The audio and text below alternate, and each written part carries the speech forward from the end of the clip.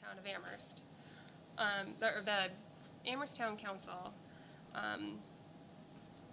which is attached to the agenda. So a couple of highlights from the letter are to, not assume more than a 2.5% increase for FY26, to find a way to reduce our expenses to align with enrollment in ways that preserve the quality of the education.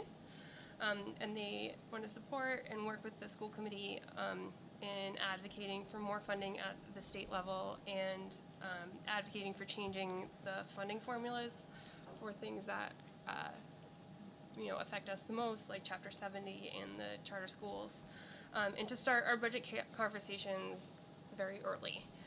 They had requested that including a four towns meeting before August 1st, but given it's July 23rd, I don't think we're going to make August 1st. But Dr. Z and her team have been looking at, going through the budget and fine-tuning, so I think we'll be able to schedule something soon. And then lastly, next week on the 30th, the three joint committees will be having... Can you speak up? The air system is loud. Sorry. And next week on the 30th, we will be having a retreat for the committees to, really get our,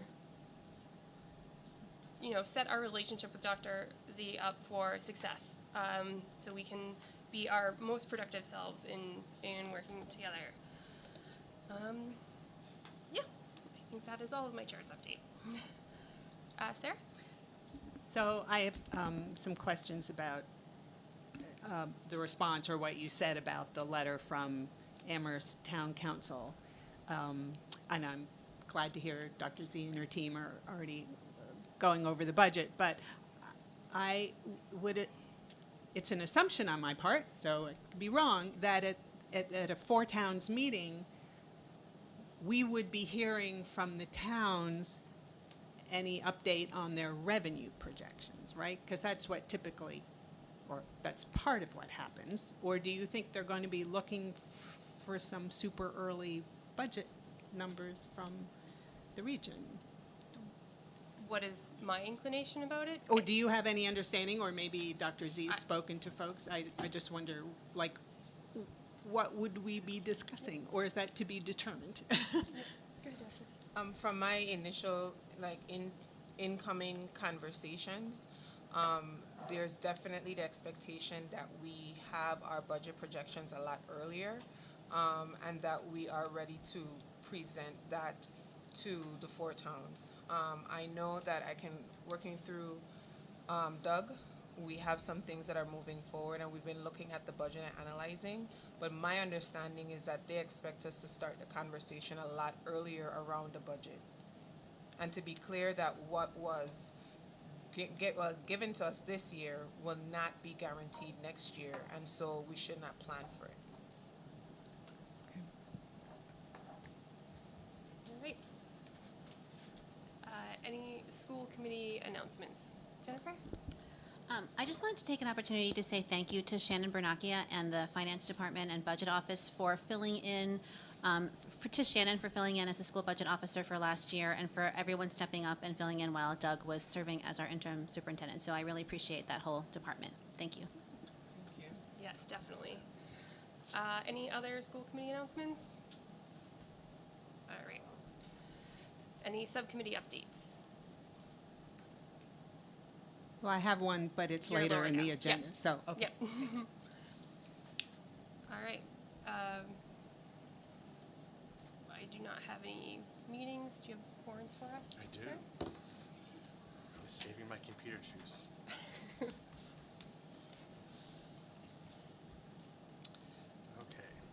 there's quite a few.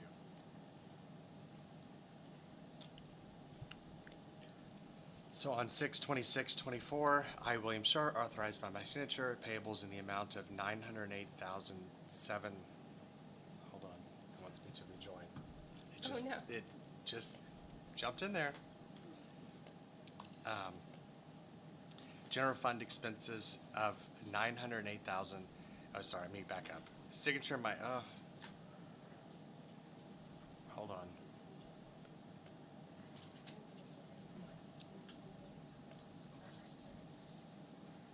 Okay, it should be good now.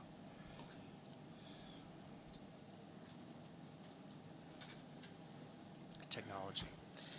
So on 6/26/2024, I, William Schur, authorized by my signature payables in the amount of $908,767.32, includes general fund expenses of $908,603 and 23 cents, and tailings of $164.09.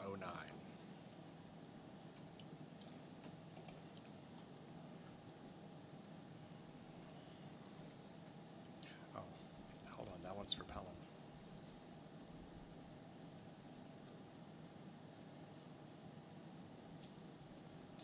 On 6/29/2024, I, William Schur, authorized by my signature payables in the amount of $107,503.52, includes general fund expenses of $100,248.75, revolving fund expenses of $2,502.79, grant fund expenses of $3,935.50, capital at $816.48.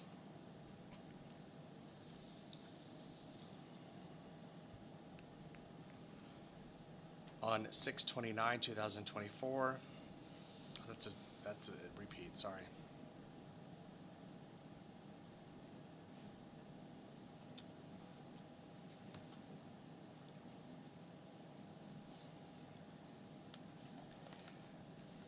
On 6/28/2024, I, William Schur, authorized by my signature payables in the amount of $937,127.94, includes general fund expenses of $739,935 and 89 cents, revolving fund expenses of $16,833 and 96 cents, grant fund expenses of $159,948 and 99 cents, gifts $19,429 and 10 cents, capital at $980.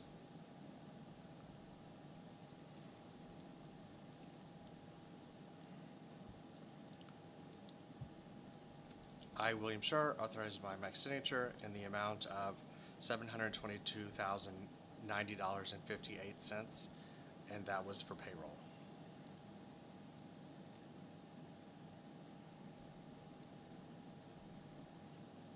I, William Schur, authorized by my signature to the high school student activities warrant in the amount of $23,391.21, dated July 19th, 2024.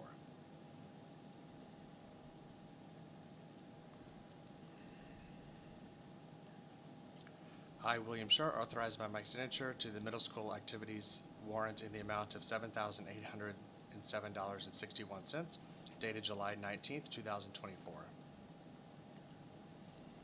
That's it. Excellent. Thank you. We get?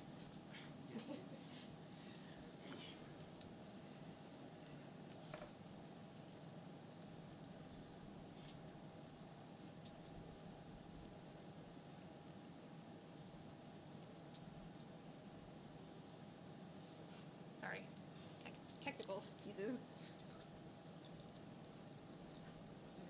No, You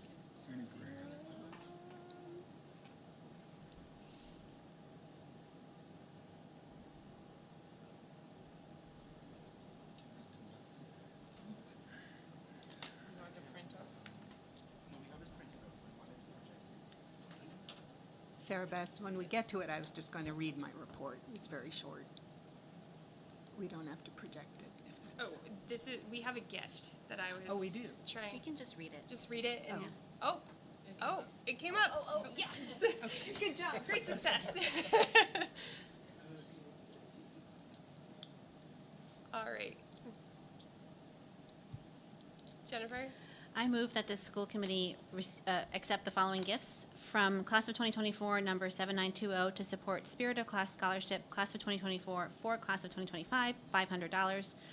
From Institute for Training and Development, number 49547, to support Honoraria Ella Stocker for High School Library, $300 for a cash total of $800. And from the Amherst Education Foundation, the grantee is Fiber Arts for Mindful Practice at Summit Academy for a grant total of $4,475. I second. Excellent. Okay. We need to vote. All in favor? Yep. All opposed? Okay. We are.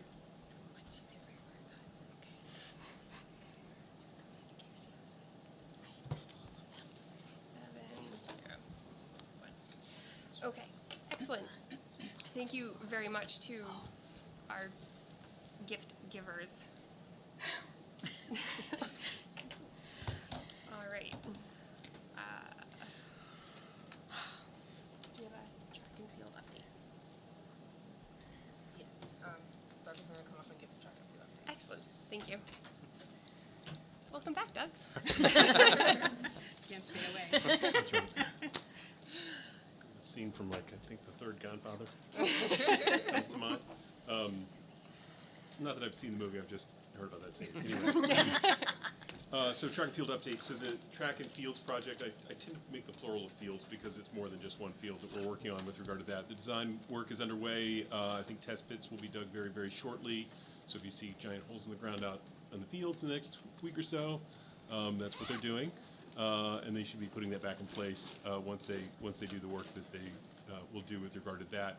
From a funding standpoint, was working on the application for Community Preservation Act funds for the town of Amherst. Going to try to meet again tomorrow with some town staff, but we should get that submitted this week. And the CPA is scheduled to meet on the 29th to discuss that. What? The Community Preservation Act Committee for the town of Amherst. I've reached out to the other three communities, so, partly to ask, are you having a town meeting in the fall? And what's, what are the options about taking a CPA request off cycle? So Leverett and Shrewsbury are actually both having meetings. Shrewsbury's having one later in the fall, so I think the opportunity for that is a little more likely. I don't know whether or not the committee is interested in an off-cycle request. I posed the question to their chair and both of their select board and their CPA committee and haven't heard a response yet. It is summer, so a lot of people are away, so I'm not surprised at that. I've reached out to Pelham, haven't heard back yet. Again, reaching out to town staff, but then subsequently to their select board and their CPA committee as well to see what their schedules are looking like. Had a little email dialogue today with the town of Leverett. I think they're scheduling a special town meeting in August, so the turnaround time's really quick. We may not be able to meet deadlines. Their CP, some of them call them CPAC, and some of them call them just CPC. But the deadlines for process for a warrant, the warrant has to be set for the town meeting 10 days in advance, and then the other piece for this particular community for Leverett, their CPA process includes a public hearing, which requires a certain level of time as well. So we may have just enough time, we may not. It depends on their capacity to hold meetings and willingness to. They may or may not want to. They may even, independent of whether we can meet the deadlines, they may be not wanting to take something off cycle. So I posed the questions. We'll see and hopefully get answers in the next day or two regarding that. Certainly putting together, and we've put together CPA requests in the past, and so to sort of fill out the forms again is not a difficult task, but nonetheless we're in that process and checking with communities about their ability to take something off cycle, and should know more in the next week or two. Amherst certainly indicated when we last spoke with them that they would take something off cycle, and they are, and so. Like I said, we'll have that application turned in the next day or so, and then we'll meet with their Community Preservation Act Committee on the 29th. And that's where things sit at the moment. Design process is underway, so designers are literally digging in as far as test pits and also just continuing to refine and develop the designs for the option 3C, which is the reoriented track with an interior grass field and other fields work around that. I'm happy to answer any questions people have. Awesome. I actually was in touch with the Pelham CPA, C, whatever letter they choose for their third letter, and Pelham is having a fall town meeting, and if they can receive the application prior to August 15th, they probably be able to get it on the warrant. So I will connect with you and forward you the information I have. Sarah? Yeah, have you decided on the amount that you'll be requesting from the town of Amherst? Actually, I'm meeting tomorrow with my colleagues at the town about that.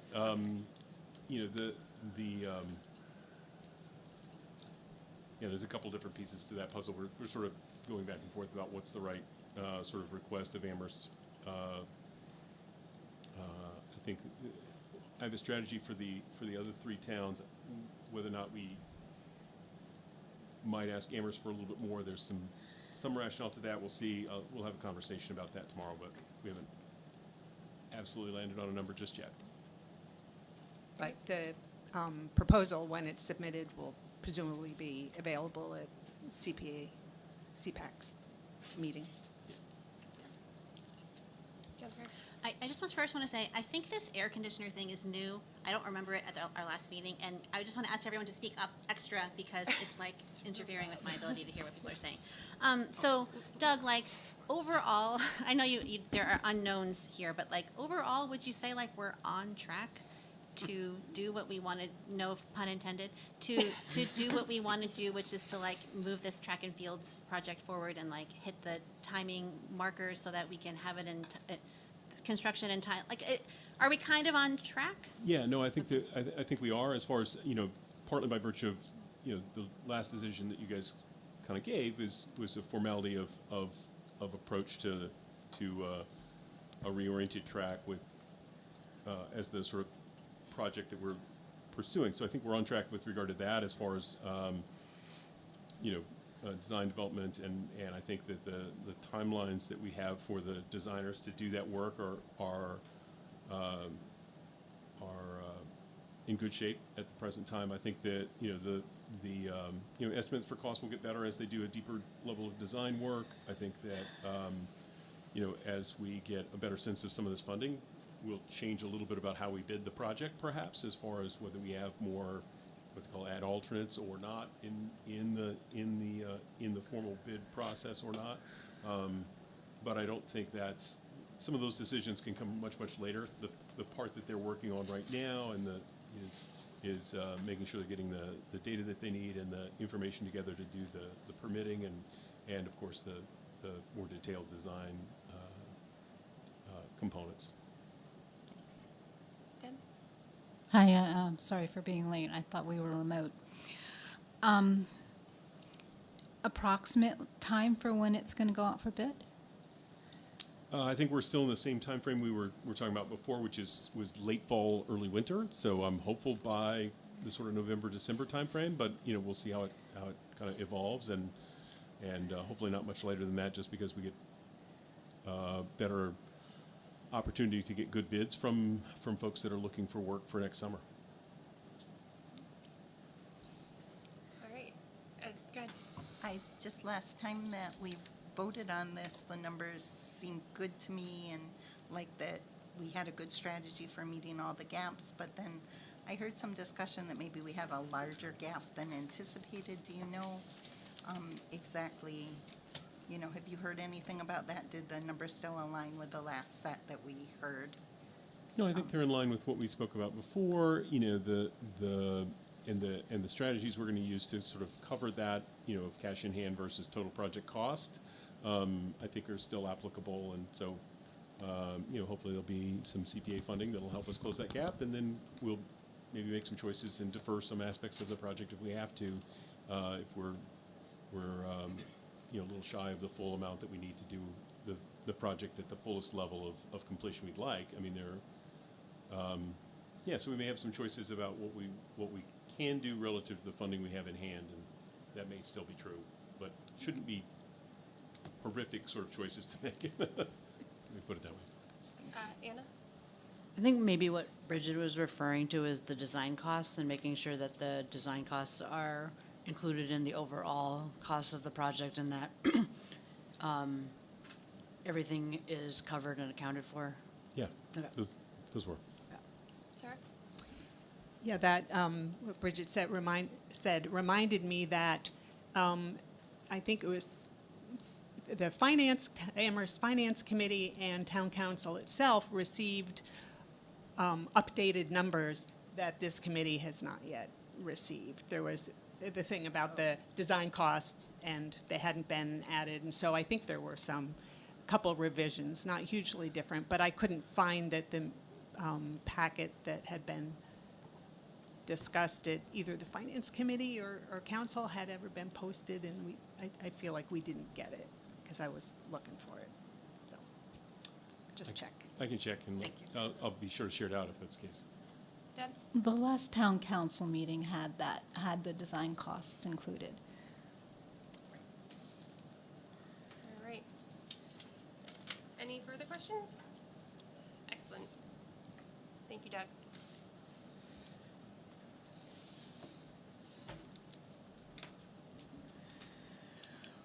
Sarah? Okay. I don't know if Nibby's going to show, our little report. I'll wait a moment.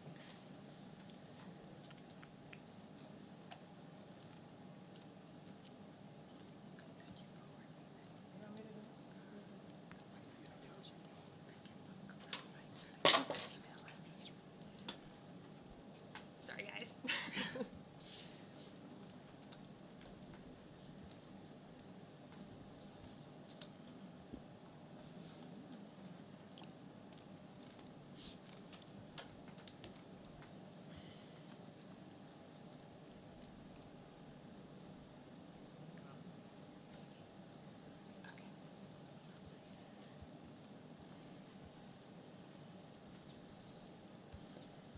It's coming up. It's poking. Tell me if I can just read it. But, it's so dim. Okay. It brightens up in a second. Oh, does it? Yeah. All right. All right, so I think it was at our last meeting or 2 meetings ago, we talked about the Budget and Audit Subcommittee getting to work on expense side. So we have had a meeting. It's that committee is Sarah Bess, Tillman, and myself. So we met. Oh yes, this is corrected. The first, if you looked at this document earlier, it may have had a different date. Excuse me. We met virtually on July 3rd, and you can watch the recording if you want. So the upshot of that is that the 3 of us want to ask the full committee for either authorization or approval or just to go ahead for one or more of us to meet with the superintendent and or her designee to discuss a budget process for this coming year that will do a few things. One, allow for more and earlier involvement by the regional school committee. 2, allow more opportunities for public feedback. 3, appropriately involve our regional partners. 4, include identifying and presenting the educational priorities to be met by the budget and options for doing so. 5, include in the public budget presentation a justification for any cuts or alterations in programming with reference to the educational priorities. And in our mind, the superintendent would develop a process, a calendar, an outline of just how the budget will be developed, not the nitty-gritty on the administration side, but more the public-facing side for us, and that she would bring that back for discussion. So, any questions about that? Or would the other members like to say something? Jennifer? Did the subcommittee discuss the idea of doing a zero budgeting process this year? Yes, we don't. I would say that we all agreed that we want to be careful about staying in our lane and not trying to do or be overly directive to the superintendent about what she does. But yes, that came up. There's two ways. I mean, it seems that the typical, or at least the way a draft budget has been presented, at least in the years since I've been watching, is here's what we're doing this year. We'll adjust the costs, and here's what it will cost next year. Here's our anticipated revenue, and here's the gap or the excess. So that's starting with the program that's in place and just figuring out what is likely to cost in the subsequent year. We did talk about how about building the budget from an articulation of goals. What is it that you want this educational program to accomplish, and how to design it, and then how to fund it. Yeah. Dr. Z? So I wanted to jump in and say in my first, and I'm going to hit this again because it's in my update. In my first 23 days, I have had it's been 23 days. Like, I'm going to put it out there. I started on the 1st. Today is July 23rd. So it's 23 days. I have had conversations numerous times, and we're continuing the conversations. As of last week, I met with the budget analyst, assistant director, and our chief financial person, and we discussed the budget. We started with the regional budget. It's a huge budget book. I do have some questions. There's some things that came up and highlighted, and we are going to go through a different budget analysis. I've even had the conversation about bringing in outside vendors and kind of delving into the school finance just to see what are some ways that we could tweak our budgeting process. I do ask that we're given some time, and these are some great look-fors when meeting with the team to kind of build around what the next step and process will be. One of the key things that I find that you said here is educational priorities.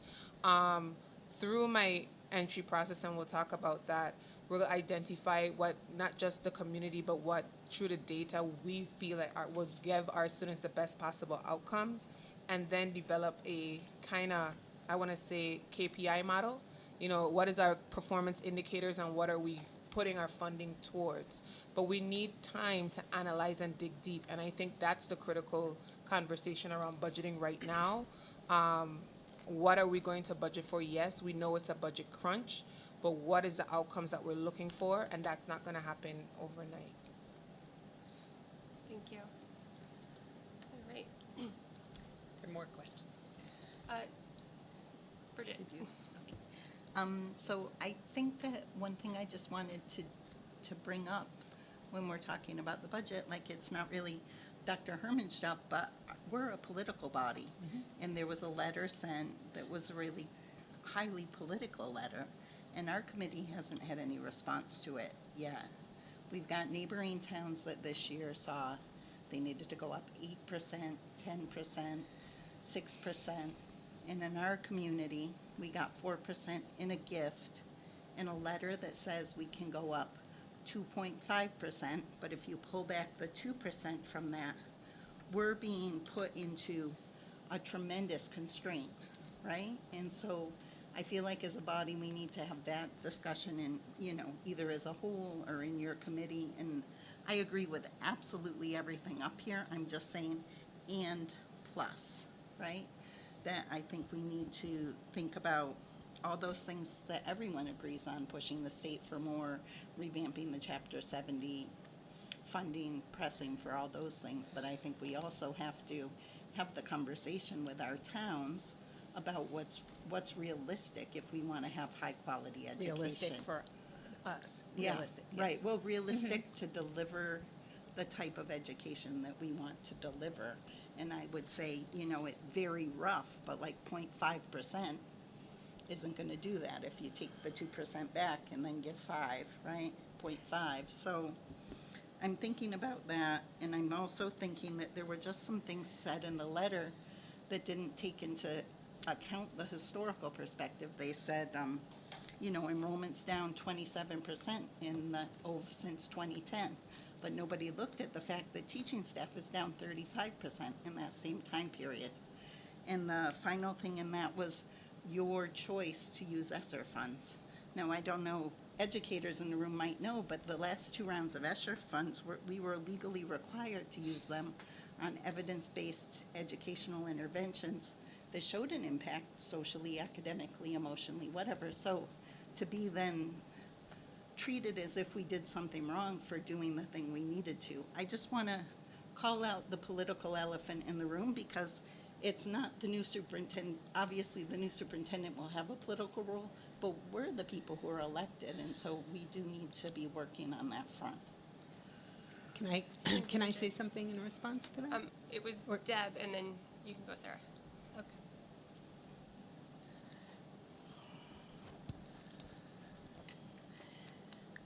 So there's a lot of pieces to this, and there's a lot of interest in clarifying the pieces in a way that makes it clear to the community before March what trajectory we're on.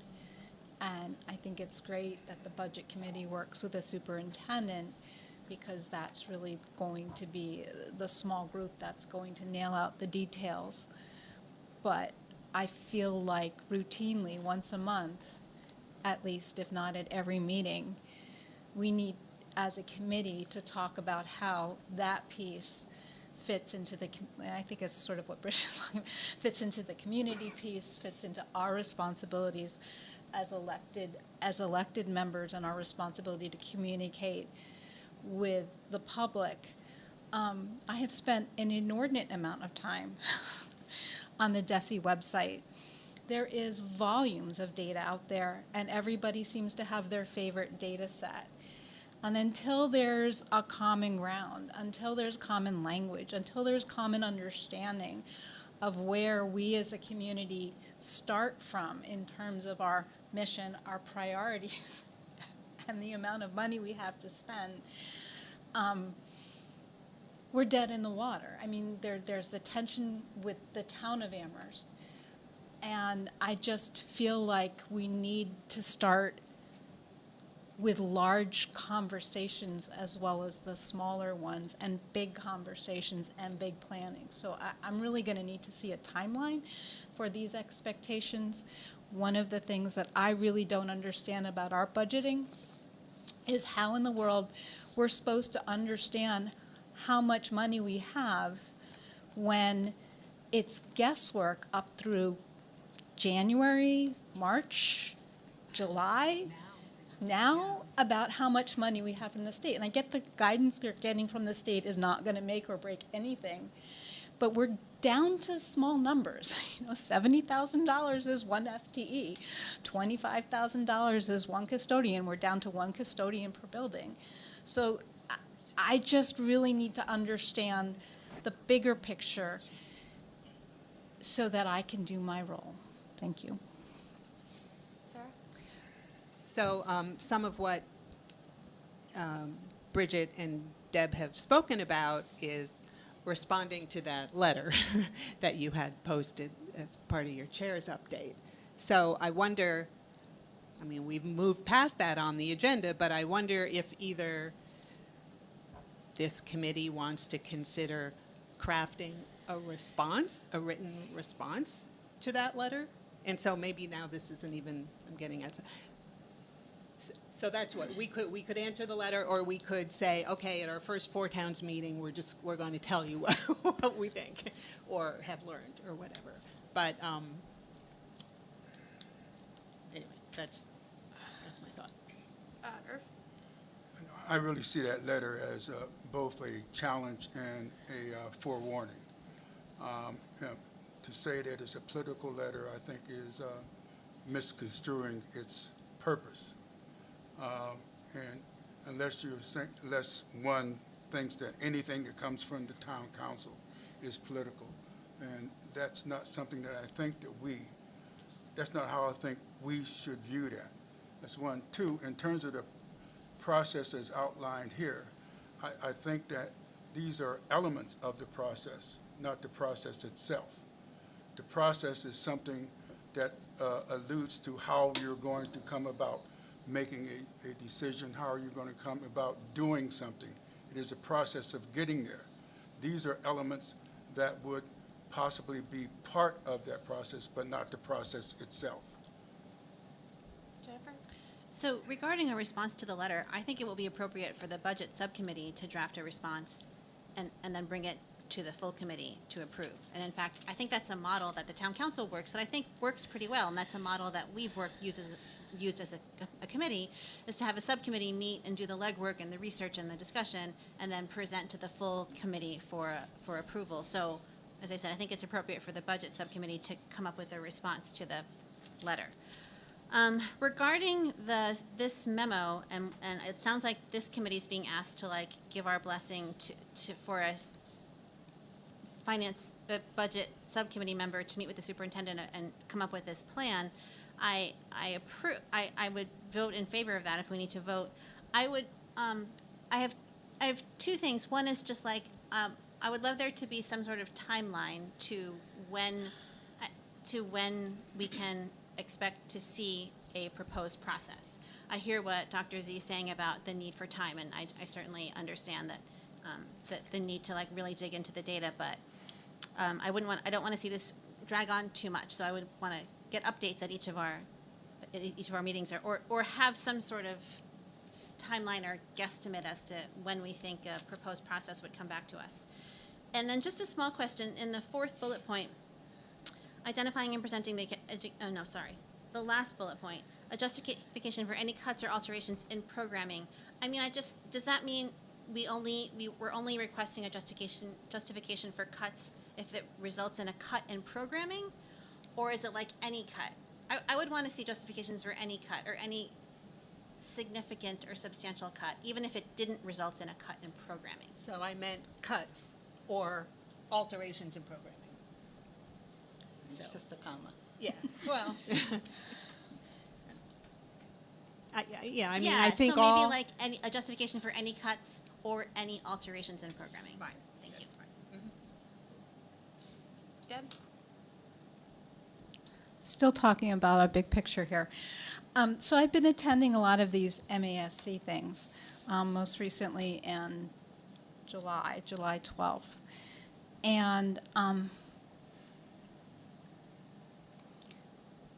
there are communities out there, Tewksbury perhaps being one of them, that has an annual agenda put out with with dates in which they expect certain items to be discussed and actions on those items. They made a point of saying that they're not tied to it, but in the interest of transparency and communication and letting everybody know, some of these things are routine. They come up every year. So instead of having action items within multiple levels of attachments on board docs, it's just one piece of paper that tells everybody what's going on over the course of the year.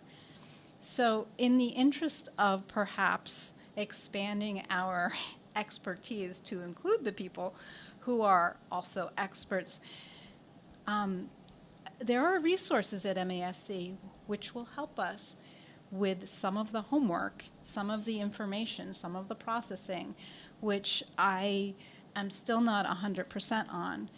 And so I am very reluctant to okay a smaller part of a bigger process that in my mind is still yet undefined, and that being the manner in which this committee discusses and makes decisions about this very, well, the one of the three things we're tasked to do. And in terms of staying in our lane, I don't know if this is it. I mean, what does more and earlier RSC involvement mean in the budgeting process? We vote a bottom line, yes or no? And if we do, then what does that mean? And again, so just these pieces don't yet make sense. I get that I'm brand new, but I also feel like there's a lot of these pieces that have not been well defined to me. And if that's the case, I'm not speaking for the rest of you, but I'm wondering where everybody else is in understanding the process and our role and what resources are available to us outside our own Googling experiences. Or, did you have any doubt? Once again, I do not consider this to be a process. I consider this to be the desired outcomes of a particular process. But the process to me would mean that either the superintendent alone or in concert with a budget committee would have a process that would include consultation with faculty and staff, the budget office, etc. And that out of this process would be the objective of coming up with looking at some of the items mentioned here. But this is not a process. These are desired outcomes of the process. Bridget, did you have your hand up? I did. I think I wanted to say that that I agree with Deb that we need to have like more of the big picture, especially big picture transparency. But I also agree with the desired outcomes of the process that the subcommittee is looking for.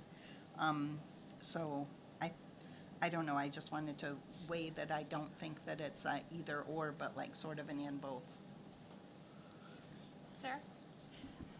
It's speaking for myself and not the Tillman or Sarah Bess. I see this as the first thing we want to do, not necessarily the only thing we want to do, but we need to do it and we need to get started.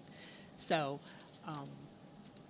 yeah. So I don't know that we need a vote. That's up to Sarah Bess, I guess. But does anyone object to our engaging in these discussions with Dr. Z? Did you have something? Deb? Anna? Can you spell out for me what this looks like? Allow more and earlier RSC involvement. Allow for more opportunities for public feedback. I mean, I know this is the conversation you'll have, but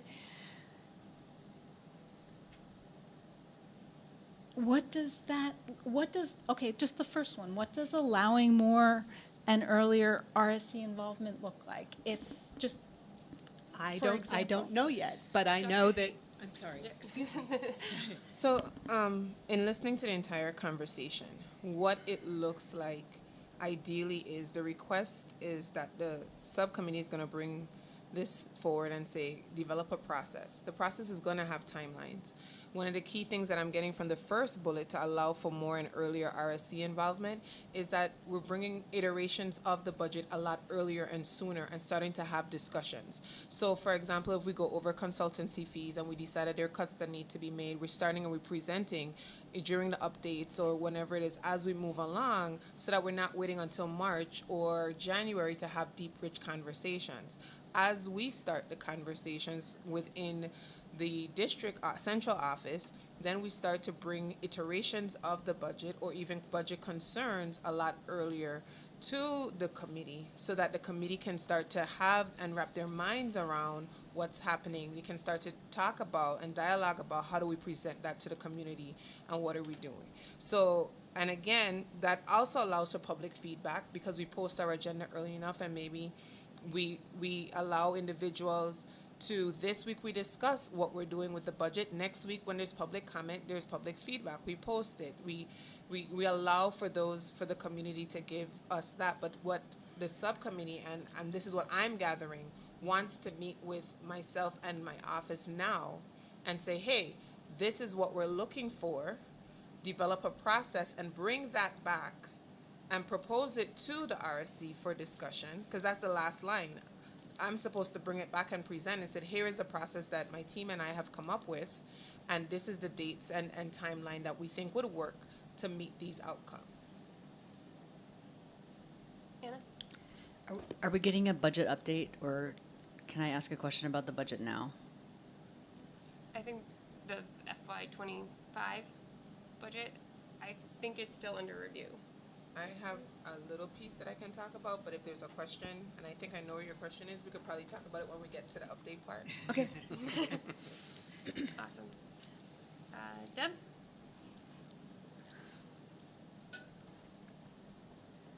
I can't vote for this with that first line in there because I think it's not in our lane. I think the rest of it is fine.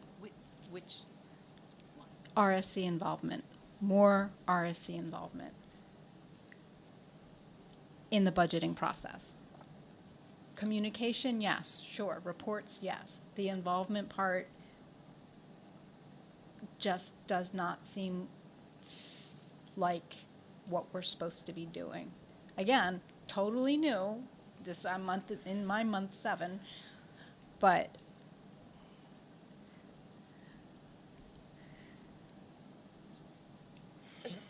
in my experience with all of these trainings at MASC is saying that's not our job. That's our job is to hear what the superintendent comes up with our staff, but is not to get involved in the budgeting. Maybe it's the process part that I'm not understanding. Yeah, I'm thinking of it, I'm sorry, the whole calendar of it, so that we're not surprised Okay. in March Okay. by what happens. Okay. Maybe it's as Dr. Z Get is it. saying, Get it. we would Okay. be involved. We would be more involved by getting regular updates on what's Okay. being done. Okay. So Got it. we don't know what the extent, what the nature of the involvement would be. We would explore what it could be, without treading on her, Okay. obligations. Tillman? Bridget, did you have any? Yeah, I think. Let's go. Yes, sir. What was that? I'll just share a couple things with you. One of the things I'll point out is that and we haven't updated this in a long time. So the narrative in the budget book is unchanged in a while, but in the early pages of that budget book, there is a list of, I believe it's 10, essentially grounding principles or objectives that the school committee has decided are the goal and trajectory of the district. And so those are ones that are the sort of guiding principles for development of the budget. So I think that's one place that you can look at and see, do we want to go back and revisit our goals and objections, our mission and vision statement of the district to alter, refine, or otherwise alter those, because that gives clear direction to us as budget staff as to how to proceed. I think the other thing I'll just share a couple other things I'll share. One is that if you recall when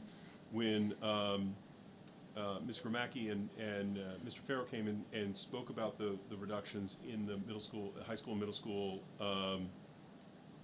they articulated the rationale and the purpose and how they went about the process that they go through. And part of why it is as late in the process as it is partly because of how it works with the actual people that hold those jobs. So there's some courtesy and consideration of those folks in the process as well.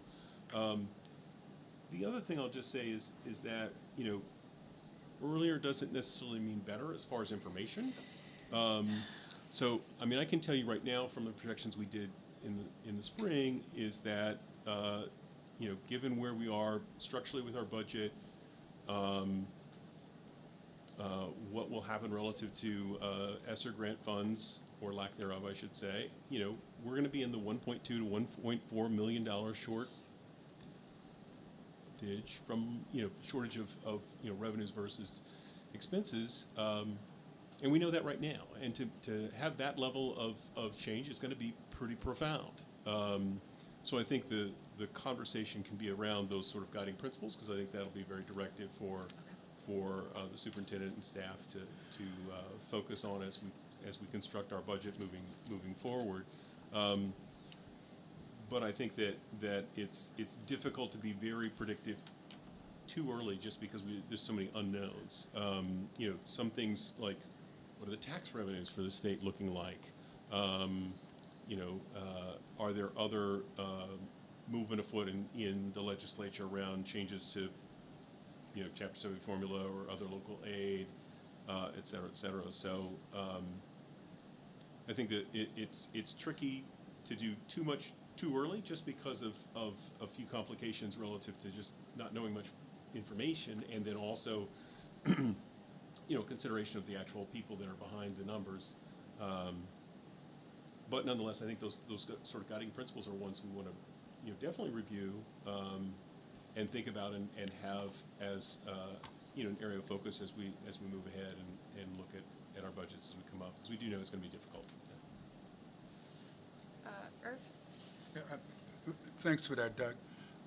One of the things that's really beneficial is that it's not too early to look at the projected 1.4 deficit and what that would mean to us going forward, and to apply those guiding principles to that 1.4 reduction. Even if that 1.4 does not turn out to be reality, as of now, I would like for us and the superintendent to view it as reality so we can start looking at our budget in that light. To not do that would be irresponsible, and it would be in direct contradiction to what we have been saying before, is to get our budget process started early.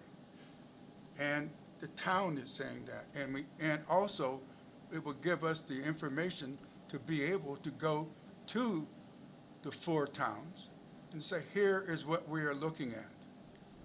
How can we involve you in this process to look further down the road to what seems to be an inevitable conclusion? Yes, there may be additional revenues coming in via the state in January and February we might get notified of.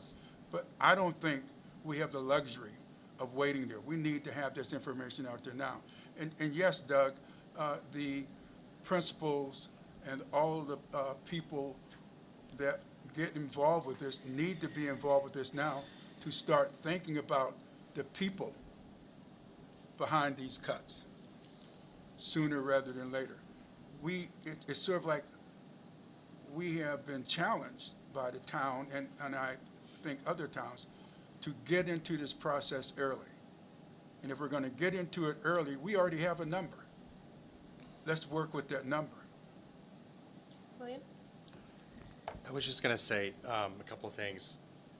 We're talking about the budget and everything. I still don't hear us really talking about the school improvement plans or strategic plans.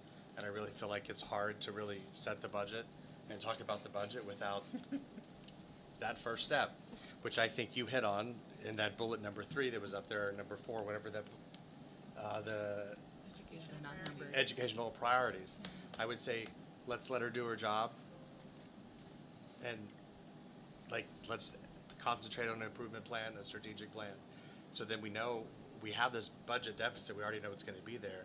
We have no idea where we should take those cuts from if we don't have a strategic plan or if we don't have a school improvement plan to really know best bang for the buck, where we can make the cuts and not totally destroy the quality education. Bridget? I fully agree with William. I really appreciate that point. I think we need to know where we're going. There's a couple things that I think school committee can know earlier, which are budget categories, where we're looking at categorically, because those are the places we don't have line item veto, but we can move things in the budget by budget category. So those are things I'd want to see early.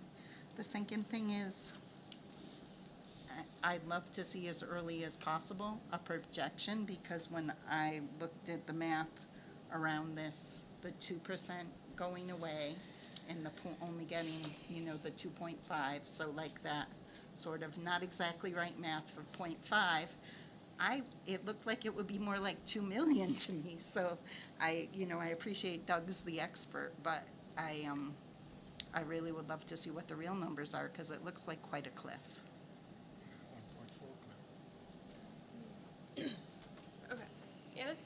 just address the elephant in the room and say, I understand where Amherst is coming from and saying that we do, the the goal of getting to a 2.5% increase is, something maybe we should aspire to. But trying to get there next year, I do not think it's going to happen unless we drastically decimate our educational system. And so we need to have some hard conversations with Amherst. We need to have some hard conversations with the other small towns.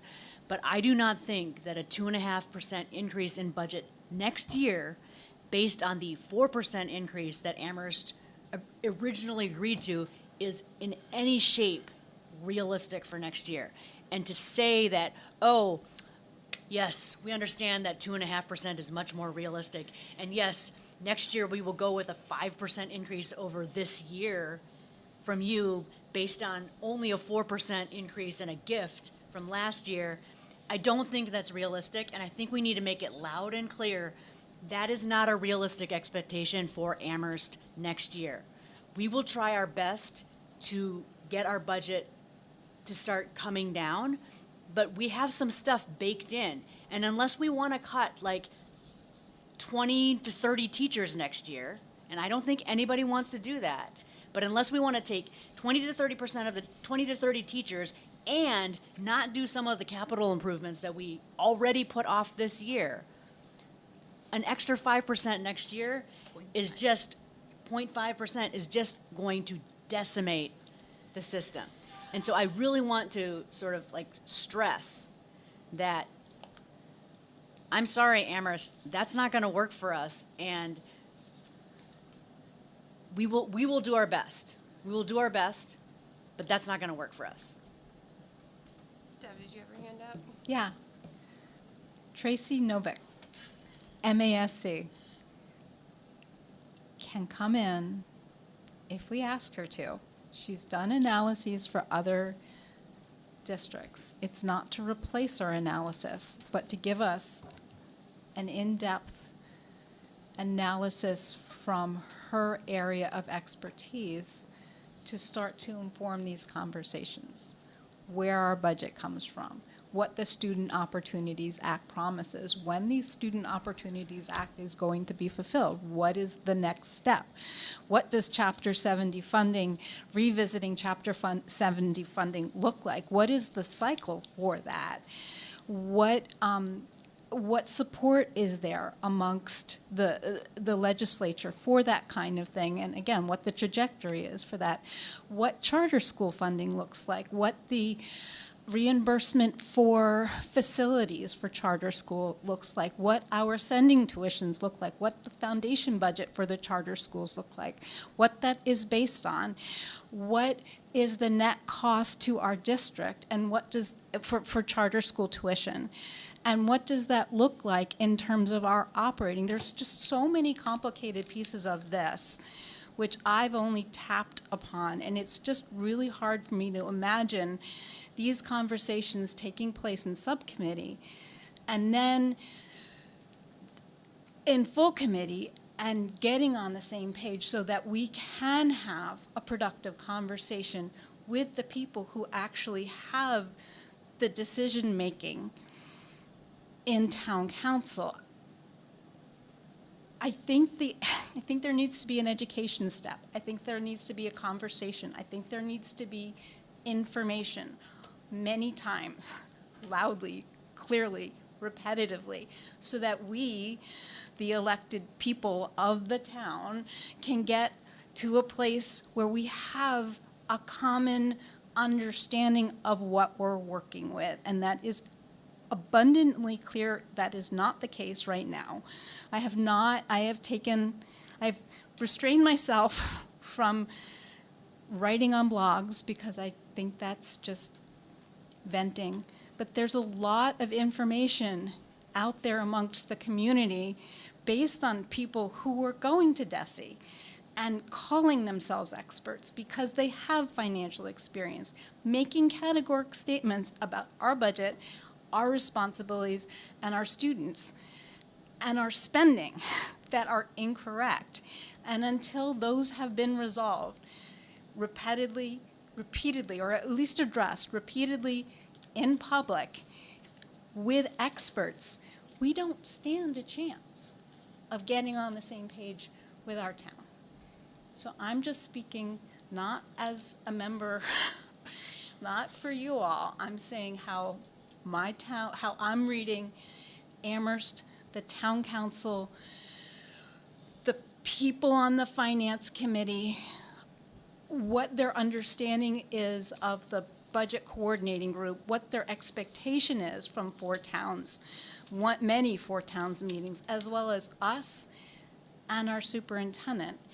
And I just don't see this as being part of the process. And in particular, I see this involvement part as feeding a narrative that we have more to say about the budgeting process than we actually do. So it just is taking me, this part of it is taking me down a road that isn't the direction that I think is, I'll go with it. If that's where everybody votes, I'll go with it. But I don't see this getting us to where we need to get to with my town. Okay, so I don't know that we need a specific vote to give a subcommittee a direction to start moving towards. I think that's fine. There were a couple of things that I feel like people kept coming back to have the budget and audit subcommittee to look at the principles in the beginning of the budget book, see how those say and fit in, to draft a response to the Amherst Town Council letter, and possibly reach out to Tracy Novak, find some educational pieces so we are all on the same page of what needs to happen, which if the budget and audit subcommittee are doing those things as step next, that gives Dr. Z time to look at the budget, have a good handle on what's going on, talk to her team, and look towards a strategic plan and a school improvement plan. I think I don't want us to get too far ahead of ourselves and start tripping over our own feet, and so I think even if moving slowly is not as much as we like, as good as we want it to be, I think it's better to move slightly slower and more methodical with good information than to try and scramble around more. So that is kind of where, from our discussion, I feel like the budget and audit subcommittee could be step next. Sarah? Yeah, maybe this is a point of order, but it sounds like some people have already been fact-checking that letter. So can we just ask members to send us any comments? That's not going to I mean, we could post them all eventually, or I think because you're chair of that subcommittee, if Just people to me. have, just send them to you, and then when we have our next budget and audit subcommittee meeting, then all of that information will be together, and we can work Look with at it. Okay. Is that William? I was just going to say, it would not be in favor of responding to that letter. I think it was just a response to aggravate us. And I feel like that if a very good, dear attorney friend always tells me with my own children, if they don't ask a question, sometimes it's best not to respond. I don't know if there was any questions in that letter, so I don't know if we need to respond. And we know where our powers are. We know what our duties are. We don't need to tell them what they are. They're not in charge of us. So I would not be in favor of a response to that letter. Okay. Irv? I definitely would encourage us to start our timeline for our budget discussions. I also would encourage us to let the four towns know what our projected deficit is going to be looking like. To not do that, for me, would be irresponsible. We need to put that number out there now. The town, all the towns need to know what we're facing, and then how we go about dealing with that is another thing. But we need to put that number out there to the 4 towns, so that's our early warning signal. And those meetings that are coming up for the towns, they can start considering that in terms of their response. Obviously, our response in terms of how we deal with it, they're going to be looking for also. But at least give them that number. Okay. Yeah. I agree that we need to talk with the towns because the way that Amherst approved their contribution to the last budget is different, at least in their minds, than the other 3 towns did it. And we should make sure that everybody starts from some number that we all agree on in terms of increases, because effectively Amherst will claim that the maximum they'll do is a 0.5 increase over the budget that all other towns voted on, which will be very confusing for them when my town may say we want to do the usual 4% and then Amherst will only do 0.5. And so I think because of the way Amherst phrased their contribution to the budget, there will be a lot of confusion. And coming up to that, the assessment, coming up with a number to start out from would be good. I think we can talk about those pieces at our future agenda planning portion of the meeting, so we can try and think about some future dates. Anna? Just to make a quick comment about what Irv said, I think what we know now is what a level services budget for the next cycle would look like. What we have no idea is what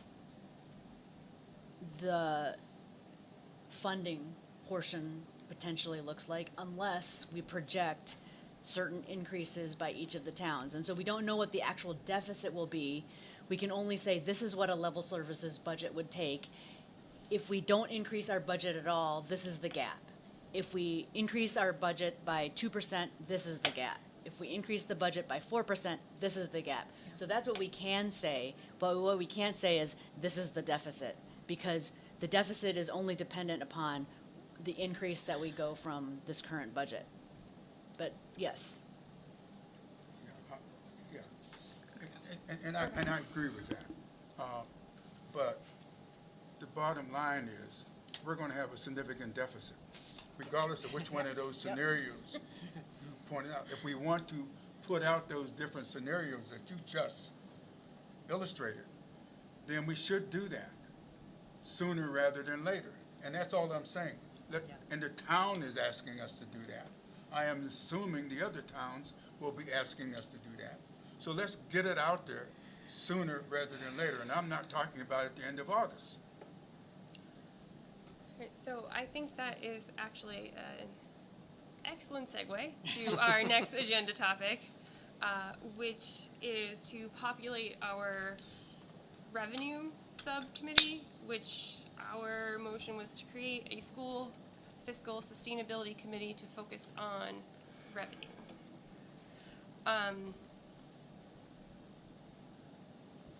Who wants to be on it? Did we say how many people? We, according to my messy note taking, I did not write that number down, but it has to be less than 4. Jennifer? I think it has to be 4 or less. 4 or fewer. 4 Not or less than less, 4, yes. yeah. So, and I'm interested in being on it. All right, 1 taker. 1. Oh, look at this. 1, 2, 3. I knew it. I nominate Jennifer, Bridget, and Deb. Second. Y'all accept? Yeah. I actually don't think we need to vote and nominate. I think we looked up last time. I can There just, could be 4. I'm sorry. dictate. Does anyone else? with my crown of rule. Want to join us? Is anyone missing? 9. Not anymore. So yes, thank you. I just I'm wanted sorry. to ask like it can be 4, so we don't want to limit ourselves to 3. It can be 4. Yes. It can be 4. No more than 4. Right. It's okay if they're all from Amherst.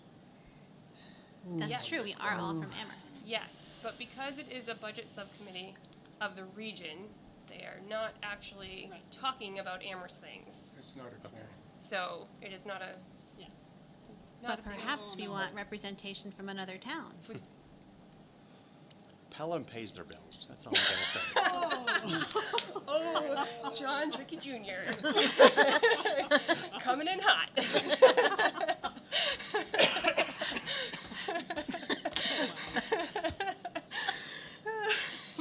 God. All right. Those are his words, not mine. Yes, no, That's is a direct that is- quote. John Tricky has said that at every meeting I have ever been at with him. Yes, it's a direct quote.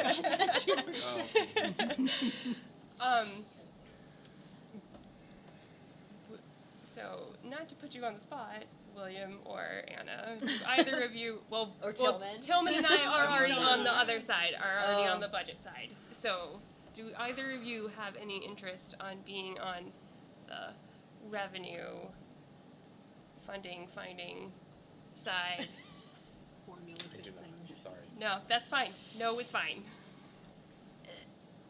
No is fine. No. Okay. Okay. I trust them. No, that's Trust that's them. great. I Okay. trust you to do an awesome job. Thank you. All right. So it is Jennifer, Bridget, and Deb. Thank you guys. I appreciate it. Yes. Okay. Thank you. So you guys get to bake cookies, the two of you. Moving on. What? You guys to get to bake cookies for the other, Oh. 6 of us? Okay. So next up is the final approval of the interim superintendent's evaluation, which I have to apologize to the interim superintendent for former interim superintendent not having my ducks all in a row and my computer working correctly, and I'm just very sorry that it was not correct for your last meeting. So there are now appropriate number of dots where the dots go, and the nothing of substance has changed.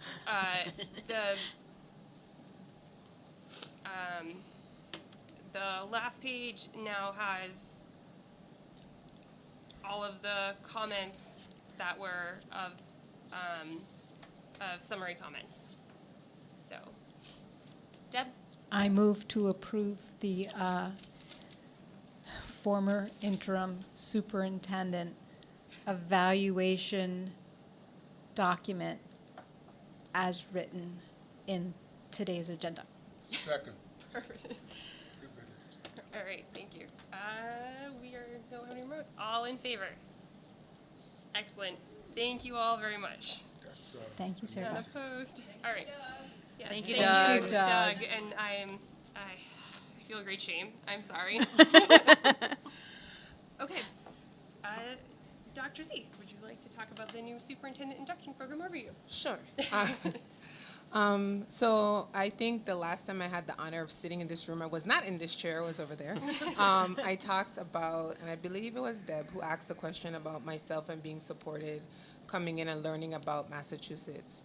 From the time I was announced, MASS reached out, that's the Massachusetts Superintendents Association, and they provided me with a coach who works through the new superintendent induction program. And so she's here this evening, Terry Thomas, and she's here to talk about the program and provide an overview for the regional committee of the program, and allow for if there's any questions or concerns as she talks about me.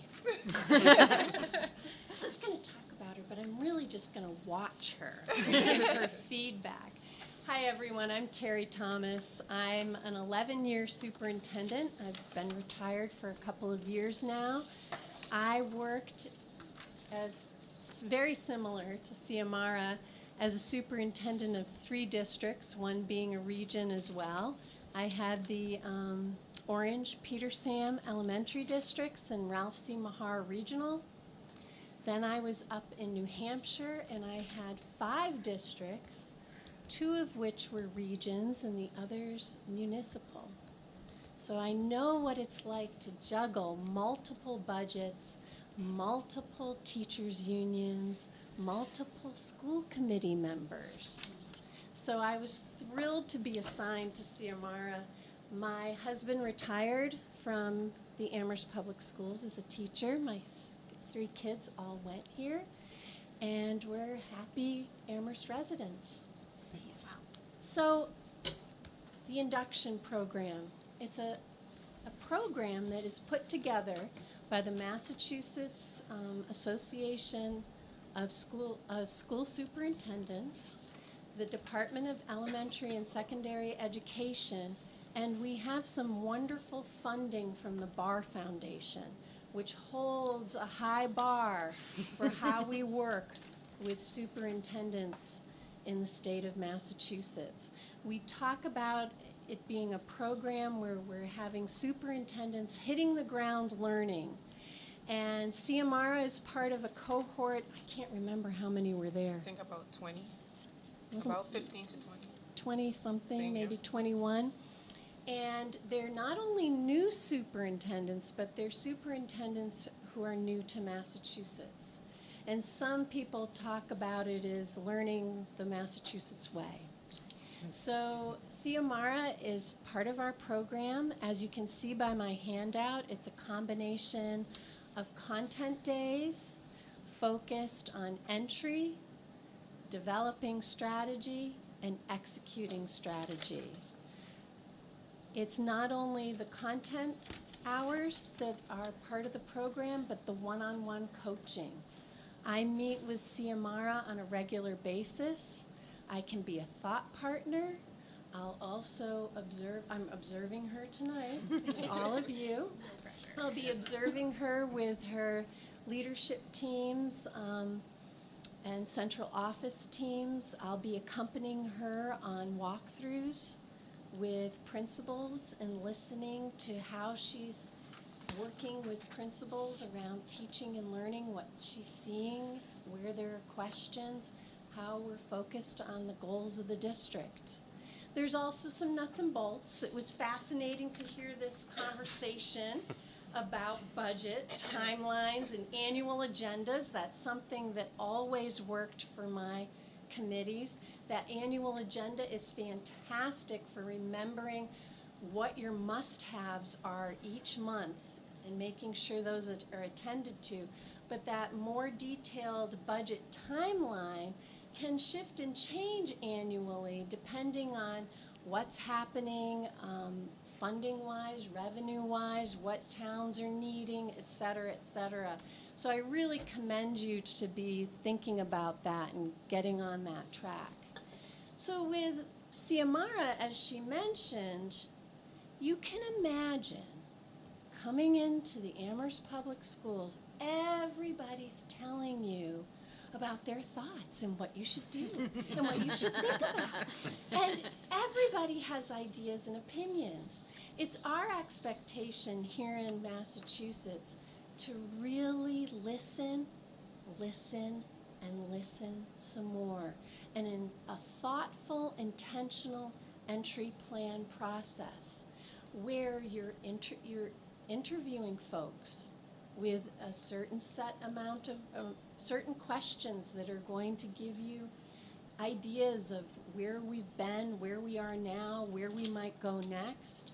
The expectation is also to really do a deep dive into various artifacts, such as the current budget, the last 3 budgets, all the collective bargaining agreements, the school improvement plans, the district improvement plans, the all sorts of work. She's expected to really analyze and really thoughtfully take in lots and lots of data and then look at that data in a very neutral way and draw different conclusions that she vets with her leadership teams as well as all of you. before she can determine next steps as far as actions. It's really hard to develop an action plan when you've only been here 23 days. As much as we're all psychs or decisions and what have you, we really want her to enter in a thoughtful way where she hears all voices, where she's looking through a lens around equity in everything she does. And yes, that bottom line around the budgets is really, really important. But she can't pull the trigger on things right away without knowing the big picture, knowing our communities, hearing their thoughts. So she's going to listen to many and varied stakeholders, including kids, because kids sometimes give us our best insights as leaders. She's going to listen to all of you. She's going to listen to the towns. She's going to really listen to her teachers, her principals, her directors, her staff. She has to conduct a number of interviews and distill that data along with her artifact review, and then start thinking about where those trends are. Vet it with you, vet it with her staff, and then start moving you forward. So that's a bit of the process. I'm going to focus on her on entry, then looking at that entry data to develop strategy with all of you, and then how will the execution of that strategy that's going to make a difference on student learning, I'm going to make her really focus on student learning, how that could be actionized for the Amherst Public Schools. So that's me in a nutshell. So you'll see me around. Any questions, wonderings? Sarah? So I haven't read it yet, but I see this is 1 year. It's a 3-year program. It's a 3-year program. So the next year is going to be different? Is it same but more It's deep? same, but more we're deep? going in a deeper dive around strategy and how it looks and sounds. It's a 3-year program. The 3rd year really follows a consultancy model where superintendents are meeting with a coach like me to bring a problem of practice and work through a protocol to give feedback, ideas, thoughts for the superintendent to help them in their practice. It's in its 15th year. I was in the second cohort. So it's a thrill to be working with Ciamara. She's already impressed her table mates with her insightfulness and unbelievable in her reflection. It's all good. Thank you. Thank you you. so much. And one of my table mates is the new superintendent of Shutesbury and Leverett. So I so have you a met partner. Shannon. I was gonna ask. Two new superintendents. Excellent. Thank you so much. That's great. You're up. Okay, Yep. awesome. Well, it loads. So, first of all, I'd like to start off by saying thank you to my dynamic central office team who came out this evening to support. I am truly grateful because without them, this work would not be possible, and probably on day one, I would not be here. After July 1st, I would not be here. But they have been very, very supportive, empathetic, compassionate. And so it is day 23, and I'm very proud. And I count the weekends because I've been there on the weekends as well. So I'm going to go through my update. And I just want to start off by, as a SPC, the Superintendent's Planning Council, we developed the lens that we're going to look through. And of course, everything is through equity and inclusion. We know the work that we're doing in DEI. And if you've heard me speak about DEI, I don't feel like it's something separate and apart. It has to be woven into our practices. And so for ARPS this year, what we're looking at is the A is for accountability. Everyone, what we say we're going to do, we do it with integrity. We're looking at what our roles are, and we're making sure that we're keeping everyone responsible. If we say we're going to do something, documenting the process. The R is respect, respecting others, making sure that it's a place where everyone belongs. Professionalism, How do we show up for the community? How do we show up for ourselves? What are we doing as professionals? And the most important is the S, and it's the largest, being student-centered. We know that our children come first, and whatever we do, we think about the impact to them. And so that's the lens that any decision that we make out of that central office is going to be brought towards and through. And stop me at any point if we have questions, I know. So what's happening in the region this summer? We talked about student-centered, and I want to make sure that we start with our students first. We have the VELA program, and that is for our rising 7th and 8th graders. It's a free academic and enrichment program. We have approximately 35 students in that program. We also have our summer tutoring for our English language learners. And then we have our secondary and Summit Academy program. And so we have, I would say, approximately around 100 students, if we approximate it, taking part in summer programs offered in the region. Then we have our multilingual education program, and here you see our high school English learners creating body maps to depict the work that they're doing. And so in August, we will begin the process of language screening for our newly enrolled students who enrolled this summer who speak languages other than English. Our middle school ELL department is working on updating and aligning the ELL social studies curriculum. A visioning group has already begun the work around the expansion of our dual language program at the secondary level. And our first multilingual parent advisory council meeting will be held in early September. So there is a lot of work, and one of the things I talked about in my interview, and I'm going to make sure, is that we are proactive in selling the narrative of what we're doing in the central office and what we're doing in the district. So expect to see all of my updates at all 3 of the committees to be student-centered and long.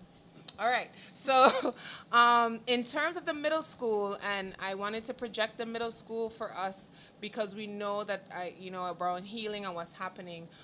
We do have an interim principal in there, Michael Sullivan, and so him and his team, they've started to work along with my team. One of the key things is we've already hired a assistant principal.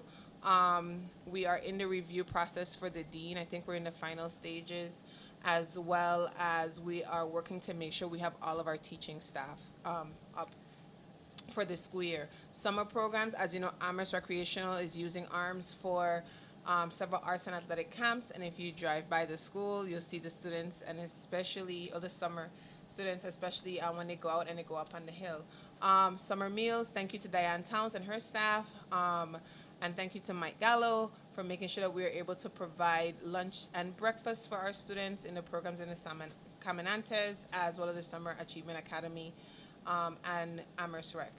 Their incoming 7th graders, our rising 7th graders, received an orientation to the school in June, and parents and caregivers will be welcomed in early September. And then we have summer curriculum work, and the theme at ARMS this year is advancing the culture we want and the structures we need to challenge and support every student. So preparing for school year 2024, I'm going to run through the division updates. I talked about Mike Gallo for the upcoming school year, and then they will be continuing our Farm to School initiative. I love the fact that we're going to be doing that, and being that there's a lot of fresh produce around, I'm hoping that we expand the program, so we're going to have the Harvest of the Month. And high school kitchen manager Cheryl Rhodes retired at the end of the school year after working for 34 years in the system. A new kitchen manager has been hired, but we do want to extend public thanks to Cheryl for her 34 years of feeding our children here in the region. So let's tell her thank you. Facilities has been busy. I really want to say they've been engaged in some active work. There are some special projects this summer. They include a Summit Academy student entrance, replacing exterior concrete pad to improve drainage away from the building and doorway. The middle school Bright Classroom, they're renovating the Bridges Classroom, recently used as an art room and as a dance room. There are some high school termite treatments, as well as the library painting project in the high school. Girls' locker room storage renovation, they're removing the old crumbling floor tiles, as well as a roof and Skylight study. They are reviewing the Gale Associates study of asphalt shingle portion of the high school roof and nearby skylights and planning for next steps. Our IS department has been working to replace over 200 aging 11 years or older computers, migrating to Windows 11 to ensure continued access. They have been upgrading the network infrastructure, including the wireless. So there's some days where we go down, but they are quickly bringing us back up. And they've completed a major work update to the middle school auditorium, including lighting, replacing fails and inefficient outdated incandescent lights. So there is a lot of things happening, and I want to hit on some critical parts. Human resources. This is a big one. So one of the key things and why we should always talk about human resources is we know that there's staff turnover. Being this week, we lost approximately about 3 or 4 teachers since I've been in the seat. That includes individuals who have received offers higher in other districts. So, but Human Resources has been working. So far, they've onboarded 22 new hires for the 24-25 school year. To 90% of those hires are school-based employees. 2 are maintenance. 1 is the new executive assistant to the superintendent. Everyone else is school-based. And there are currently 9 open teaching positions. We are continuing to recruit, to push and to update the different, the website to make sure, and our demographics is in there. We're doing a great job at making sure we're looking at the DEI aspect and the demographics in HR as well. Student services, they have been rolling. They have been moving our students. We have a newly hired full-year SE administrative assistant, secretary for the high school, and a new nurse manager that will be supporting our schools. And there's been some creative programming in how we can work with the nurse manager so she can better assist all of the schools, especially in the region. Integration of training feedback from school staff and trainers this spring. And so we have updates from DESE. There are some things that DESE has reached out to me, and I'm working with our new director to address. And so as that unfolds, that'll be in our next update around student services. Provision of special education summer services to 61 students at the high school and Summit Academy, and they receive services over 4 or 6 weeks, and programming may include community-based opportunities. And so, and I think she would not appreciate if I did not say that there was a completion and submission of Circuit Breaker, the Commonwealth Special Education Reimbursement Program. Claims for the purposes of assessing financial assistance to our public school districts to offset the cost of delivering high-cost education to special education services. So we are looking at different areas. Family Center. Our Family Center has been pushing, but there's one special project that I really want to share. August 15th and 16th is our backpack distribution project. And so we definitely want the community to know we will be sharing that information. But in terms of our Family Center, I'm pausing for a question, yes? I was once in the office when they were distributing them, and the students that came in had a preference for a certain color. So if that's important if there's a generalizable color scheme that we should be looking for, can you let us know about that, please? Marta is here. Yeah, that is the truth. Yes. And it's great to see when the kids come in. We're really, I know this is a region, but we're able to give a backpack to all the elementary students in all 4 schools. And so in the region, they tend to like darker colors. Yep. So I would just say that. And we won't go wrong with black, navy, maroon. Thank you. So there is a region color scheme. Okay. In terms of teaching and learning, we are prepping up for our year 1 new new educator induction and mentoring program. This takes place every year, and this year will take place August 20th to 21st. We're also ramping up for our year 2 because we had year 1 last year, so we're transitioning. We've had conversations around what it's going to look like, and so what we agreed upon, yes. Sorry, year 2 of what? The cohort. So year 1 of our new educator induction program, And so that's where our new teachers come in, and they're supported in the district. And so we also had a year 2. So we have a 2-year cohort induction program to support and retain our teachers. And so year 2, we're looking at the ins and outs of IEPs and 504s, behavior management and de-escalation.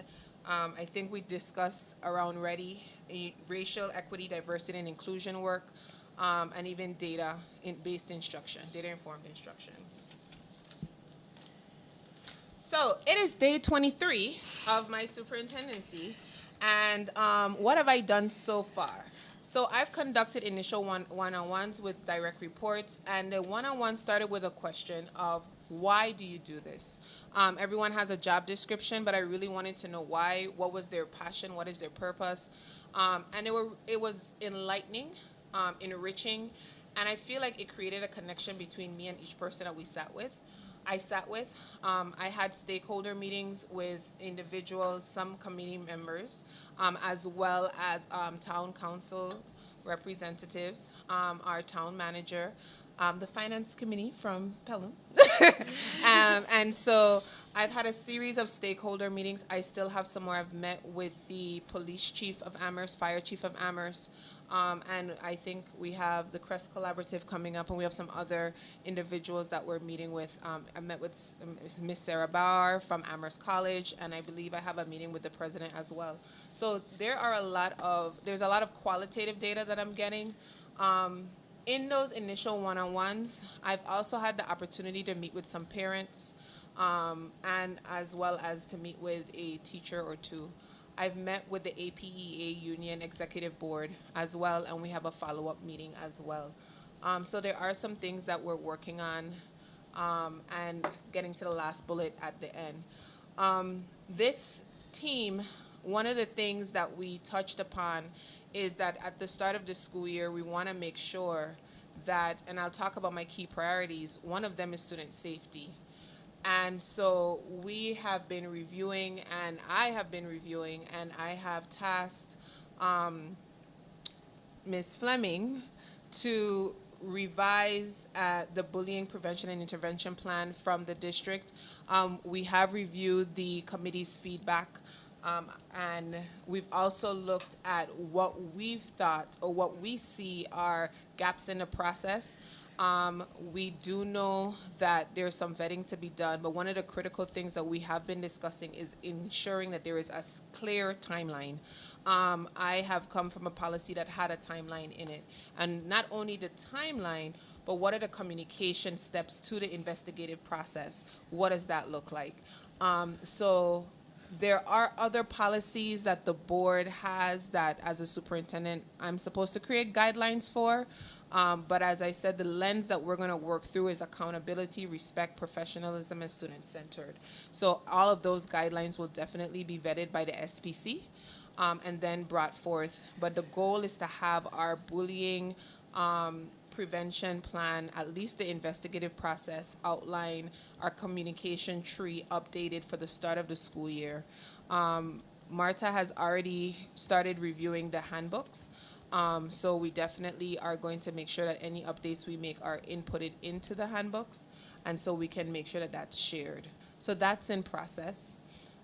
Budget analysis, we went through that a whole lot. So I'm not going to dig too deep, but what I am going to say is that in meeting with the budget team, I did ask Shannon to start researching outside of the entitlement grants, competitive grants that we can apply for, so that we can kind of have some budget trade-offs and offset what that deficit is going to look like. And so the conversation was, let's get with the leads, let's get with the district administrators who are supposed to fill out those applications. And so I've seen the conversation going both ways. I've seen individuals have started to identify grant, and I believe she has started a research in grant funding. It's competitive, so we'll have to show a good, clear picture. I am not going to tell you anything that's not true. The reason why the entry plan is going to be revised is because some of the things that I assumed were in place were not in place. And so the team has been very vigilant in making sure that, you know, I'm well informed, and even so, more so, when I come up with an idea or a question, they're starting to be very solution oriented with me, and so we're having deeper conversations on how do we make it work, and so my entry plan will be revised. My goal is to be able to present it to the regional committee in our August meeting, right? And then I met with the recruiters to start the goal development. So that's also going to be a part of the conversation for phase 5 of the recruitment. So the entry plan will be revised and updated to meet the needs, so that we can have at the end of the process, an adequate district plan. Key priorities? Yes, Anna. So, can I ask questions about the budget now? Yeah. Okay, so do we have a finalized staffing plan for the 2024-25 school year? Have we determined which positions have been cut and which positions are remaining? A simple yes, no is totally fine. You don't have to go into details. For the Or maybe most it's- part, at the school Okay. level, yes. Okay. There was some surprises for myself as I walked in, and the surprise was the amount of cuts to the central office and the expectation to run a central office and a district at the skeleton crew, or no crew. And so there are some, and I do have it there, fill critical gaps. We have been doing some creative revisions and revises with some cost savings. Some individuals have transitioned out, and the individuals who have come in may not be making as much as the person who transitioned out. So we're looking at that to see if we can fill some critical gaps in the office. Yes. I have to apologize. I am so sorry. The question I asked you about hiring your assistant superintendent during your interview, I had no idea that we would not be filling that position. So, I should have, and I didn't, and I don't think I'm the only one, but You're not. I'm very, very sorry for that mistake. And I've repeated it with everybody. So you were not the only one that was misled. Can I Right. also By me. ask about the HR? Because you talked a little bit about what HR is doing, Yeah, I'm getting. but I do not believe we have a director of HR. And is that also not being filled? Huh, okay, so let's get to key priorities, and I'll answer that. Okay. Okay, so the key priorities that I'm focusing in on, number one is student safety and well-being. And when I speak about student safety, I encompass our educators under there. If our educators don't feel safe, if they're not, they don't have that semblance of social emotional wellness, then they can't do what we need them to do. Teaching and learning can't take place. And so these are our windows, which also includes student achievement. Data and accountability for equity. I've had conversations with the team. We have data sources. They are not centralized. They're all over. Or there's some questions that we are being asked that we have to pull. IS really is where, which is our IT department. That's who deals with our data. But they're also dealing with our equipment and keeping our network up and running. And so we are actually in the process of trying to create a data dashboard as a means of creating that conversation around rich data, and cultivating that environment where we're having data-informed and evidence-rich conversations that we can actually substantiate. And for me, I've dubbed data as district accountability to all. I've told my team, there's a lot of noise, bring me the data. If we don't have evidence, we can't really have a deep conversation around what it is. And I think that will help us too with our budget conversation. Having something that is evidenced, deep in data, research will help us as well. And my last priority, but my number one, is healing and stabilization of the district. One, we need to rebuild trust in the district, in the region. I feel, I know that I'm a superintendent of 3 districts. I feel like a lot of healing needs to happen at the region. And so we've been having conversations, healing and stabilization. That includes the central office, streamlining of roles and responsibilities.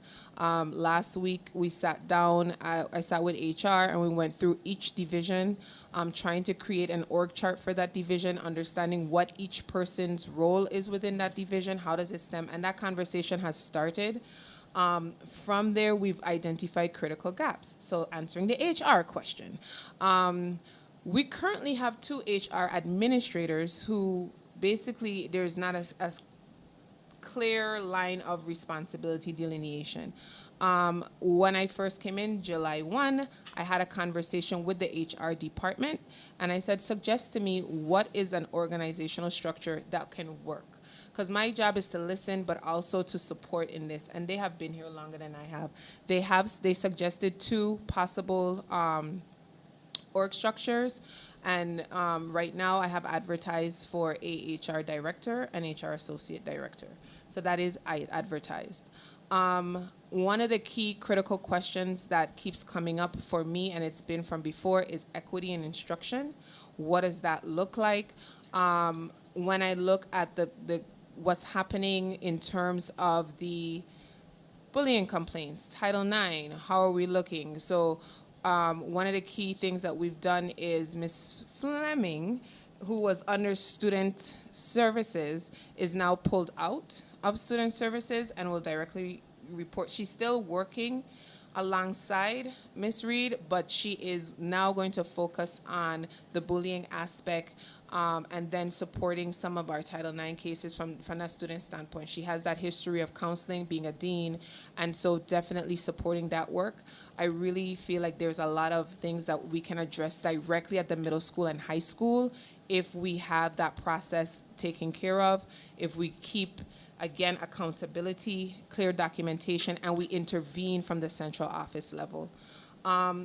What that also does is, for us, there is a need for strategy, equity, inclusion, and instructional leadership.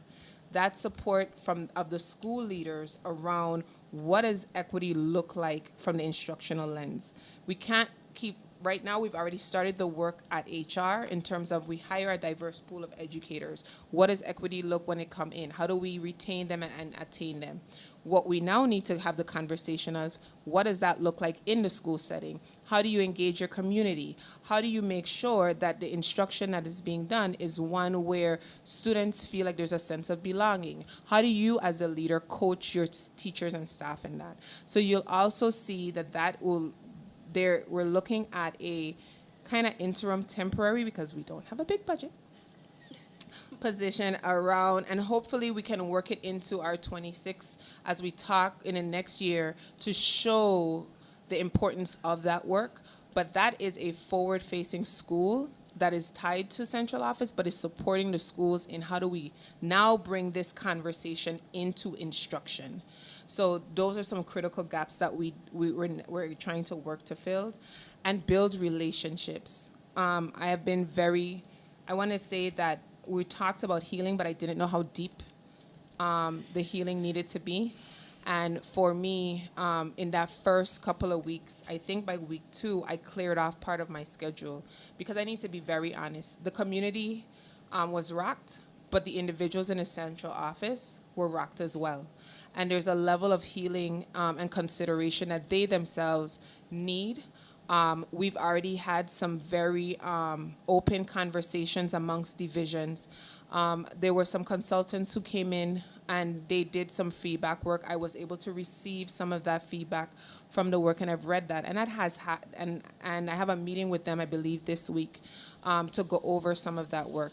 But there's a level of healing that has to happen with the administrators in the central office, with the directors, with the principals. So there's a lot of social emotional work that I'll also be doing over the next few weeks, and that's why I'm really pushing to kind of say that I'm going to revise my entry plan, because if the central office, which is the foundation of the work for this district, is not whole, then there's not a lot that we can build upon. So I need to firm the central office up. And for me, that is my update. Excellent. Thank you very much. Jennifer? Thank you, Dr. Z, for that update. That was great. Thank you. One of the things I keyed in on was you saying you were working weekends, which I totally get, and I appreciate your dedication. I personally am a big fan of work-life balance, and I think I speak for the whole committee when I say we don't want you to burn out. So I hope that you are, you know, you're Not it's the your whole, only not the engagement weekend. whole weekend. Okay, good. I And you was gonna promised say- me a hike. I was going to say, I hope that you are taking time for Yes. yourself, but also taking time to get to know Amherst and the Pioneer Valley, because I personally would like you to stay, and I want you to love, want you to love living here in addition to being successful in your job. So I just wanted to say that. Definitely, and my staff has been very good at inviting me to different events. So they are not giving me the opportunity, and they knock on the door and tell me it's time to leave. So they have been very, very great at that. This week I received a visit from, was it Annie, Miss Abbott? Abby Abbott, and she gave me some brochures to the museums and what's coming up. So I have that. So the community themselves I know they want me to stay, and I'm staying. And so it's been really welcoming. So I do have a balance, but I also know that there is about 3,000 students that depend on me, and I'm walking into a system, and like I said, healing needs to take place and stabilization. So I read on the weekends. I'm a reader. And so I spend a lot of time reading. I've read the committee policies. I've gone through Mass General Law. And then when there's recommendations or something that I just feel like there's a question that I have, I research and read as well. So, but I am pushing that balance in, yes. Great. I'm glad to hear that. Sarah? Thank you for that great report. Would you please post it to the agenda so the public and others can see it? Even though I know some of it's just graphics, there's still a lot of text there that I think would be informative. Sure thing. I'll get it to Naibi, and she can post the PDF. Thank you. Okay. Irv? Question, where are the backpacks coming from? Oh, Marta? So we have, for the last 3 years, the Cradles to Crayons, which is a nonprofit based in Boston. And I applied about 3 years ago, 3.5 years, and so for 3 years we've had that funding, which is incredible. So we're hoping to give back and organize some fundraising to partner with them on other areas that they need help with. But they help a lot of districts in the Commonwealth, and we've been lucky to have that. Now, the region backpacks, we've been lucky for many years. As you know, the Rotary Club has done an incredible donation every year. And also some folks donate money, some folks donate supplies, or even backpacks. So we do a lot of, we outreach, and we get a lot of help from them. Yeah, I as the past president of Rotary Club, I just wanted to make sure that got mentioned That's still publicly. going. They're Thank gonna you. deliver 50 actually on August 1st. So we're very pleased. Deb? Dr. Z, you attended Cup of Joe Yes. as a community meet and greet, and so that Yes. was fantastic. Thank you. This is just a question, not a request, as we say in our house. Do you have any plans for doing anything additional before the first day celebration on the Common?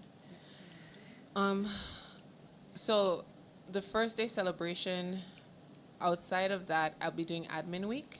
I have not really selected a date to do another community event in August because I kind of want to focus in on the beginning of school and school preparation and making sure everything is up and running. And so not yet. Really, my dates for community events are going to start in September once I am firm on school being up. But first day event will be in September, and I believe Naibi will be sharing those dates and we'll be getting them out as well. But right now we're looking at admin week, and then I believe it's the 23rd. No, the first day celebration. 25th of August. The 25th of August is the first day celebration. Definitely. Thank you. Thank you. Sarah, did you have your hand That up? was my question Okay. about first day. Is it confirmed for the town common, or is it Kendrick Park, or that's? Kendrick Park. Kendrick Park. Great, Bridget. I just wanted to say, well, first, thank you. That was a great summary, and I'm really excited about all the different places you're moving things. Thank you. I know that our subcommittee's been, not my subcommittee, I'm not on it, a broader subcommittee, the policy subcommittee's been working on a bullying policy, and it just occurred to me, I went to look to try and forward what was there to Dr. Z, but I don't have the most recent thing, so I wondered if someone wanted to share that, because we were really close. I don't know, as a administrator, one of the worst things that happens to me is I make a great plan and then the policy rolls down, and then I've got to dig back in and make changes, where if we were like going more in lockstep, it might make sense. And I can just say that from what Dr. Z shared, that even the part, I'm so excited, we're gonna have a timeline, y'all know. I campaigned on a timeline. I've been pushing for a timeline for quite a while, so I so appreciate that. But I think we're all in, pushing in the right direction right now, and I love it. Just a question. The first day, when is that celebration? August 25th. August 25th. That's a Sunday. Yes. So it's going to happen on a Sunday rather than a day. Right. Yeah, It's yeah, always, it's Sunday before. it's always the day before. Yeah, I know, but Yeah. it was, The 26th. it's the 26th Yes. is the first day, but we're celebrating first day on a Sunday, which is weekend, which is, anyway, Yep. it's interesting. Okay. Next up, future agenda planning. Jennifer. Sarah Bess, in the past, we've had a Google Doc that committee members had access to that had future agenda items, future meeting dates and future agenda items on it. And I always found that to be really helpful. So will we have a new one for the new school year? It's a good question. Okay. I will write it down. Great. I think it was something that my sense was that committee members had read access to it and the chairs had edit access. Cool. And you've all seen it, right? Because you've all added to it. So I just found that to be really helpful for myself to keep track of what's coming up. In terms of future agenda plannings, superintendent goals is something that I think we typically have in place by October. And McPherson and Jacobson wants to be involved / we need them to be involved. Yes. Okay, great. So that's a future agenda item. Could we have standing agenda items for now for track and fields project update and fiscal 26 budget? Just like, and even if there's nothing to say, it would be a quick agenda item, but just to have it so that in case there is any update, it's already on the agenda. Thank you.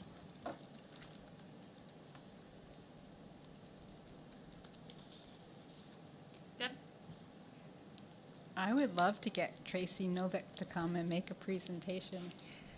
And with the right amount of coordination, Senator Comerford has expressed interest in being present for that conversation to show her support.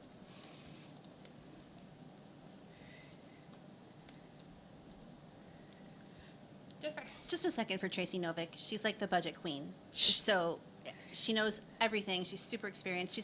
She works for MASC and she's a member of the Worcester School Committee. So she's just like any budget question you have, she's your person. She knows all the things. Yeah. She's, if you can follow her, but she'll give us a packet. We'll have nice data to work with, and she'll have done her research. So it's work that I don't even know how to do, but if I did, it would be hours worth of work. Okay. Anything else? All right. Well, if you happen to think of anything, feel free to email me, and we'll see most of you at the retreat next week. Anybody want to make a motion? Do we have anything on the August 20th? That was penciled in at some point by Debbie as a potential retreat date, and I think not. So I just want to cross it off, but I don't want to. The retreat is. Right. So there's just Next week. there's just the one. Okay, just checking. All right. Now, did anybody, maybe Sarah Marshall? I move to adjourn. Second. Was that you, Bridget? in favor? And we're done. Thank you all. Sarah, when is the retreat? Next Tuesday, Tuesday. July 30th. You survived. You must be leaving soon.